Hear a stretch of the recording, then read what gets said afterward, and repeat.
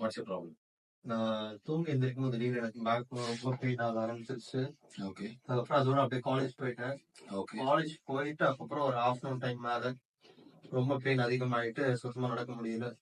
அதுக்கப்புறம் அங்கிருந்து நான் பக்கத்துல ஒரு பிசியோதெரபிஸ்ட் நான் போய் பார்த்துட்டு ஓகே.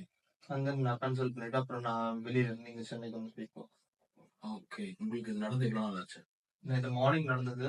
ஓகே. ஆஃப்டர்நூன் போல அன்பேரபிளா இருந்தது. இப்போ எப்படி இருக்கு? இப்போ பெயின் மட்டும் இருக்கு. அவங்க பெயின் கில்லர்ஸ் கொடுத்தாங்க. ஓகே. மற்றபடி நடக்கிறது எல்லாமே பண்ண முடியும். ஸோ ரீசெண்டா இங்க கீழே எங்கேயாவது விழுந்தீங்களா? ஏதாவது இப்போ எதுவும் பண்ணல. பட் ஆனா 1 இயர் பேக் வந்து ரேஸ் ட்ராக்ல ஒரு சின்ன ஆக்சிடென்ட் ஆச்சு. So race track like you had a small injury, muscle inflammation. But past 1 year you didn't have any pain. No, I haven't. But what you think this could be the reason for this pain? No, I What don't is your have idea? any idea. Okay. But நீங்க ரெகுலரா fitness ஏதாச்சும் பண்றீங்களா? இப்போ ஒரு 1 month எதுவும் பண்ணல. இப்போ college இப்பதான் போனேன். Before முன்னாடி பண்ணிட்டு பண்ணிட்டு தான் இருக்கேன். நான் அப்போ ஜிம் போயிட்டு இருந்தேன். Okay. So this is actually an awareness video. See, he's a very active 18-year-old kid.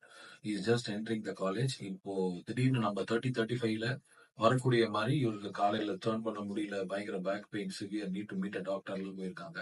இந்த மாதிரி நம்ம கிளினிக்ல minimum 5 to 10 very young kids are coming. என்ன நிறைய செக் பண்ணி பார்க்கும்போது maybe sitting is too much wrong positions, not exercising and too much of gadgets. So இந்த மாதிரி யாரெல்லாம் இருக்கீங்களோ தயவு செஞ்சு ரெகுலராக எக்ஸசைஸ் பண்ணுங்க. when you have some issues go meet someone, see what it is, then you can continue. இதுதானே நம்ம கவனம் இல்லாமல் இருக்க வேண்டாம். தேங்க்ஸ் ஃபார் வாட்சிங்.